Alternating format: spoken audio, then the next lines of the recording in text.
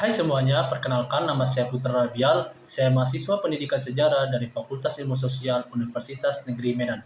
Nah, pernah nggak sih kamu kebingungan waktu disuruh buat suatu makalah? Mulainya harus dari mana, formatnya gimana, dan isinya apa aja? Tenang, di video ini saya akan ajarkan kamu langkah demi langkah dalam membuat suatu makalah. Mulai dari menentukan tema, menyusun kesimpulan, hingga membuat daftar pustaka. Yuk, langsung saja kita mulai. Nah, langkah pertama adalah menentukan tema dan membuat judul makalah. Nah, teman-teman bisa menentukan tema melalui kemampuan yang teman-teman miliki, atau bisa juga menentukan tema melalui tema yang sudah ditentukan oleh kelas. Nah, selanjutnya untuk membuat judul, teman-teman juga bisa membuat judul ini melalui tema yang sudah teman-teman tentukan. Artinya, buatlah judul dari makalah tersebut yang memang berkaitan dengan tema yang sudah ditentukan. Nah, karena saya mahasiswa dari pendidikan sejarah, maka saya mengambil contoh temanya itu sejarah, khususnya sejarah Eropa. Nah, di sini saya membuat judul yang berkaitan dengan tema yang sudah saya tentukan, yaitu perkembangan peradaban Eropa dari Imperium kuno hingga gerakan reformasi gereja. Nah, jadi judul ini biasanya terletak di bagian cover makalah. Nah, cover makalah ini terletak di bagian paling depan dari suatu makalah. Nah, langsung saja kita buat contoh pembuatan dari covernya. Untuk cover atau makalah biasanya menggunakan tulisan Times New Roman. Nah, untuk bagian covernya, ukuran dari tulisannya yaitu ukuran 14. Nah, di sini teman-teman bisa lihat di layar bagaimana cara kita untuk memilih jenis tulisan. Kemudian di samping jenis tulisan, kita bisa memilih ukuran tulisan yang ingin kita buat. Di sini sudah di angka 14. Nah, kemudian selanjutnya kita tulis yang pertama itu makalah. Kemudian di sini saya tulis mata kuliah saya, teman-teman bisa menyesuaikan. Kemudian di bawahnya ada nama dosen pengampu. Nah, di sini juga teman-teman juga bisa menyesuaikan nama guru atau nama dosen teman-teman. Nah, selanjutnya yaitu judul dari makalahnya. Di sini teman-teman. Oke, di bawah judul ada logo. Logonya di sini yaitu logo Universitas Negeri Medan. Nanti teman-teman juga bisa menyesuaikan logo dari sekolah atau logo dari universitas teman-teman. Selanjutnya di bawah yaitu penyusun makalahnya disusun oleh. Nah, di sini karena saya mengerjakannya makalahnya ini kelompok, maka nama teman-teman saya juga saya cantumkan di bagian sini. Oke. Di bagian paling bawahnya yaitu jurusan Pendidikan Sejarah Fakultas Ilmu Sosial Universitas Negeri Medan. Tahun ajar 2024-2025. Ini teman-teman juga bisa sesuaikan nanti dengan kelas teman-teman atau nama sekolah teman-teman dan juga tahun ajar teman-teman. Nah, untuk bisa mengubah hurufnya menjadi tebal seperti ini teman-teman, teman-teman tinggal menekan di keyboard itu Ctrl plus B. Nah, maka tulisannya bisa jadi tebal seperti ini. Atau teman-teman juga bisa pilih di bagian atas di logonya itu ada gambar huruf B dengan B-nya itu tebal teman-teman. Nah, nanti teman-teman tinggal tekan logo tersebut, maka huruf tersebut bisa menjadi lebih tebal daripada huruf yang lainnya. Seperti ini. Oke, selanjutnya di setelah cover itu ada bagian kata pengantar. Nah, di kata pengantar ini teman-teman bisa isi kata pengantar itu dengan isi ucapan syukur kepada Tuhan. Kemudian tujuan atau makalah ini tuh disusun sebagai apa sih? Kemudian teman-teman juga bisa sampaikan bagaimana upaya teman-teman atau usaha teman-teman dalam menyajikan pembahasan di makalah ini. Kemudian teman-teman sampaikan ucapan terima kasih.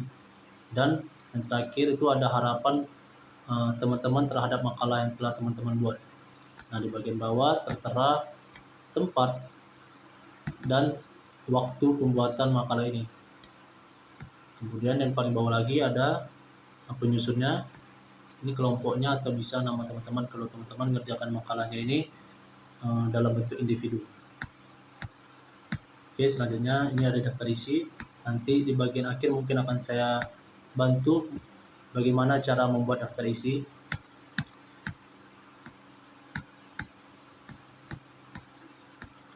Nah, kita masuk ke bab pertama. Nah, sebelum kita masuk, nah jadi di makalah itu ada 3 kerangka utamanya teman-teman. Di mana kerangka inilah yang kita sebut bab-bab dari makalahnya. Nah, biasanya di makalah itu ada 3 bab. Yang pertama, bab pertamanya itu judulnya pendahuluan, kemudian bab kedua judulnya pembahasan, bab ketiga berjudul penutup. Nah, kita masuk di bab pertama yaitu pendahuluan. Nah, di sini untuk menulis bab 1 ini teman-teman, kita ulang ya.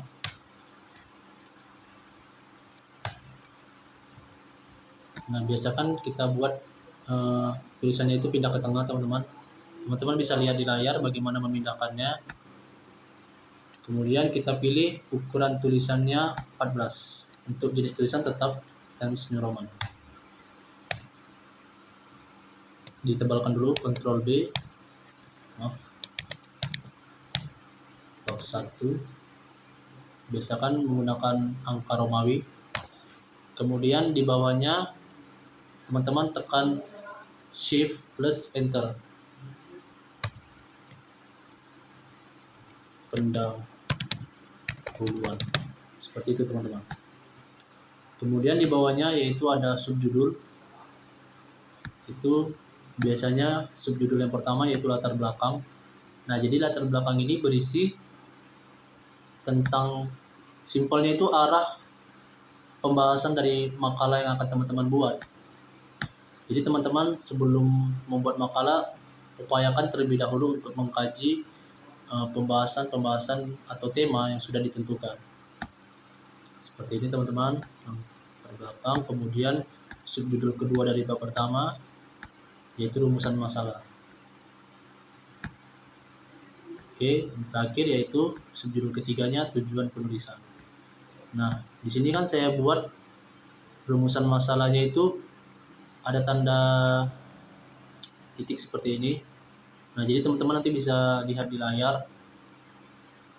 Ini menyesuaikan saja teman-teman, tidak terlalu wajib gitu kan. Itu tidak wajib istilahnya. Nanti teman-teman bisa lihat di layar bagaimana bisa buat seperti itu. Kita tekan ini teman-teman. Maka nanti dia langsung tulisannya ada tanda seperti ini. Oke, kita masuk ke bab keduanya, yaitu pembahasan. Nah, jadi pembahasan inilah yang berisi tentang materi-materi yang berkaitan dengan tema yang akan teman-teman kaji di dalam makalah. Oke. Nah, biasakan makalah ini kan adalah salah satu jenis tulisan karya ilmiah, yang dimana karya ilmiah ini ditulis itu berdasarkan sumber-sumber yang ada, bukan berdasarkan opini-opini dari teman-teman pribadi. Oke, nah di sini karena kita pakai sumber teman-teman. Nah, di sini ada kutipan sumbernya. Ini sudah saya ketik dari suatu sumber, dari suatu buku. Nah, setelah kita sudah mengutip, di ujung kalimatnya ini atau di ujung paragrafnya ini, teman terterakan penulis dari sumber tersebut dan tahun sumber tersebut diterbitkan. Nah, untuk membuat ini, jadi ini itu istilahnya body note teman-teman. Jadi body note ini kalau teman-teman buat secara format dari Microsoft Word-nya, maka akan memudahkan teman-teman dalam membuat daftar pustaka, atau istilahnya daftar pustakanya itu muncul secara otomatis, tidak lagi teman-teman buat secara manual. Nah, untuk bisa membuat body note ini teman-teman bisa perhatikan layar. Nah, dia dibuat di ujung kalimat, jadi kursornya kita arahkan dulu ke ujung kalimat kutipannya, kemudian kita tekan reference. Oke, selanjutnya kita tekan ini teman-teman, insert station, kemudian tambah nih, add new search. Oke, nah teman-teman nanti tinggal pilih, misalnya sumber atau kutipannya itu berasal dari buku, teman-teman tinggal tekan ini buku, ini bisa disesuaikan ya teman-teman. kemudian penulisnya, judul dari bukunya, tahun terbitnya, kota penerbitnya. Lalu tinggal tekan OK. Maka nanti muncullah seperti ini, penulis dan tahunnya. Nah, jadi ketika sudah ada body note yang dibuat secara format dari Microsoft-nya, maka akan memudahkan teman-teman nanti ketika membuat yang namanya daftar pustaka. Begitu juga selanjutnya. Nah, jadi setiap kutipan biasakan teman-teman sertakan body note agar teman-teman tidak dikatakan sebagai orang yang istilahnya kalau di era sekarang copy paste. Oke. Setelah semuanya sudah selesai, pembahasannya sudah teman-teman tuangkan di makalah ini. Kemudian kita masuk ke yang terakhir, yaitu bab 3-nya.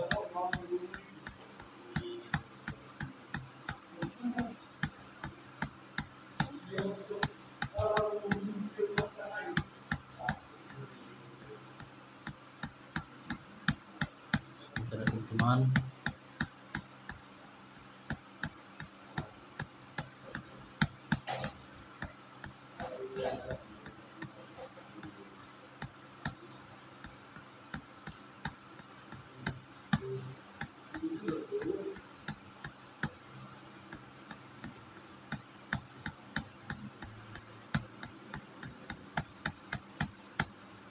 Nah, ini dia. Kenapa terakhirnya itu bab 3, judulnya tadi penutup. Isinya itu subjudul pertamanya yaitu kesimpulan. Nah, jadi ketika teman-teman sudah menuangkan pemahaman-pemahaman di bab kedua tadi, yaitu pembahasan, teman-teman bisa buat kesimpulannya. Nah, di sini kesimpulan. Jadi isinya itu tentang pembahasan singkatnya gitu tuh. Pembahasan singkat yang berisi cakupan dari semua pembahasan yang telah dituangkan di bab kedua tadi. Nah, yang terakhir yaitu saran. Jadi setelah pembahasan tadi sudah dibuat, teman-teman berikan saran gitu terkait tentang pembahasan yang teman-teman buat. Ini dia. Oke.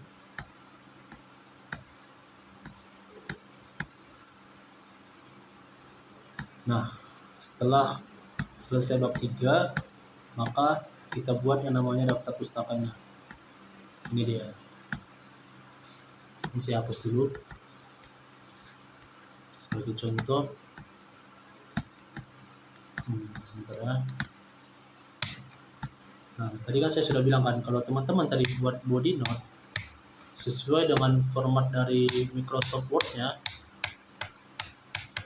maka daftar pustakanya akan mudah dibuat karena dia bersifat otomatis, tidak lagi manual. Jadi ketika sudah dibuat tadi body note, nah nih teman-teman tinggal pilih ini, teman-teman perhatikan layar, kita tekan reference ini teman-teman, kemudian bagian ini, nah kemudian tekan ini teman-teman, maka dia akan muncul secara otomatis. Nah, seperti ini teman-teman. Nanti teman-teman tinggal rapikan sesuai dengan kebutuhan teman-teman. Jangan lupa untuk daftar pustaka ini teman-teman bisa pilih style dari penulisan daftar pustaka. Nah, jadi nanti teman-teman bisa pelajari terlebih dahulu mengenai style dari penulisan daftar pustaka. Ada banyak. Oke. Nah, seperti itu teman-teman. Oh iya, kemudian yang tadi mengenai daftar isi. Oke, sebentar ya. Nah, jadi untuk daftar isi itu kan biasanya dimulai dari kata pengantar sampai ke daftar pustaka. Kan? Nah, untuk kata pengantar sampai daftar isi itu angka halamannya digunakan angka Romawi. Oke. Nah, jadi untuk membuat kita mulai dari pembuatan halaman dulu terlebih dahulu sebelum membuat daftar isi. Jadi nanti ketika teman-teman buat makalah, bagian daftar isinya itu dikosongkan aja terlebih dahulu. Karena biasanya pun kalau saya membuat makalah, daftar isi itu selalu menjadi bagian paling akhir. Nah, untuk membuat daftar isi, maka teman-teman terlebih dahulu membuat halaman di makalah. Oke, kita mulai saja langsung ke langkah pembuatan halamannya. Pertama, teman-teman arahkan dulu kursornya ini di bagian kata pengantar di awal katanya. Seperti ini teman-teman. Teman-teman bisa lihat di layar. Kemudian teman-teman tekan layout. Nah, di sini karena memang makalahnya sudah jadi teman-teman, jadi saya menceritakan atau menyampaikan langkah-langkah yang sebelumnya saya lakukan. Nah, jadi ketika sudah ditekan layout tadi, teman-teman tekan bridge di bagian sini, teman-teman bisa perhatikan layar. Kemudian pilih next page. Oke. Ketika langkah tersebut sudah dilakukan, selanjutnya teman-teman tekan di bagian cover di bagian paling bawahnya 2 kali. Kemudian page number. Kemudian teman-teman pilih. Nah, teman-teman bisa pilih posisi dari angka halamannya mau teman-teman pilih di bagian mana, mau di bagian kiri, tengah, kanan, itu kembali ke teman-teman. Oke, nanti ketika angkanya sudah muncul, jadi untuk menghilangkan angka di bagian cover, karena kan cover ini tidak butuh angka halaman. Nah, jadi teman-teman tinggal blok angkanya. Ini saya contohkan di bagian kata pengantar ya teman-teman. Nanti teman-teman tinggal menyesuaikan kembali karena ini makalahnya sudah jadi.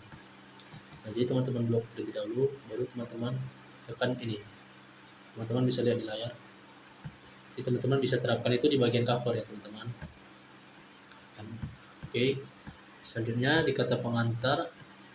Oh iya, sebelumnya tadi untuk mengubah jenis tulisan angkanya ini, kan di bagian kata pengantar dan daftar isi itu menggunakan angkanya, angka halamannya itu angka Romawi. Jadi teman-teman tinggal tekan lagi tadi page number-nya, kemudian format page number, kemudian teman-teman tinggal pilih. Nah, jangan lupa nih di startnya mulai dari di angka 1, lalu oke.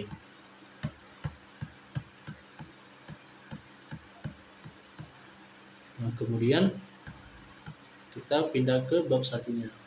Teman-teman arahkan terlebih dahulu kursornya seperti tadi. Lihat, nah teman-teman bisa lihat di layar kursornya itu di awal kata bab 1.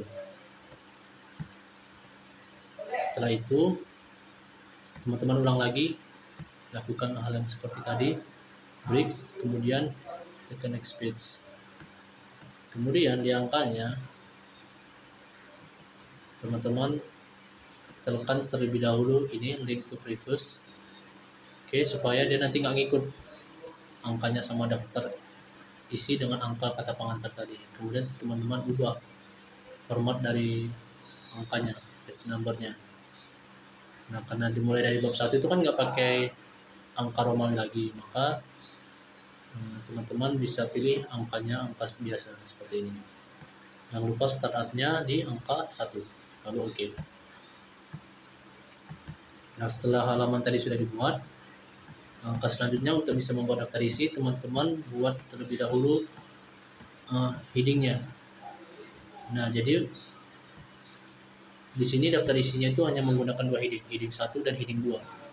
Nah, untuk heading 1 itu dia ada kata pengantar, kemudian daftar isi, kemudian bab 1, bab 2 pembahasan, bab 3 penutup, dan yang terakhir daftar isi.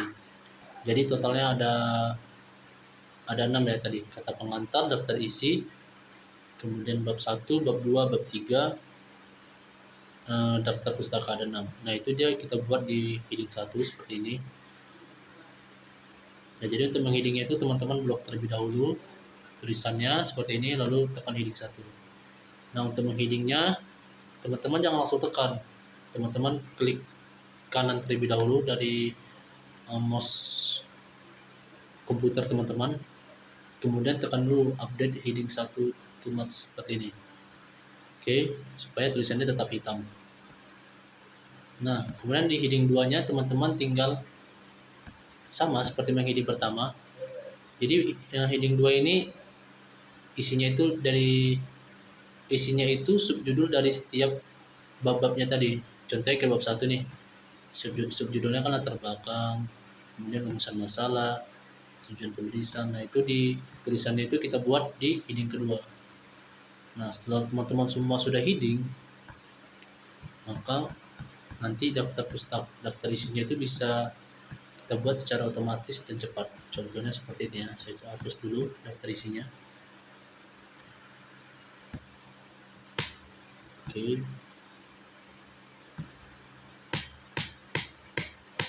Nah, jadi untuk membuat daftar isinya nanti teman-teman tinggal tekan ini reference, teman-teman bisa lihat layar, kemudian tekan table of contents, maka dia akan muncul secara otomatis seperti ini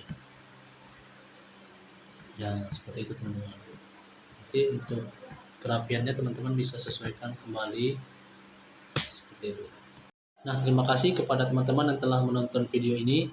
Semoga video ini bisa jadi pemantik bagi teman-teman untuk bisa mengetahui tentang bagaimana cara membuat makalah yang lebih baik dan benar. Saya ucapkan sekali lagi terima kasih. Sampai jumpa.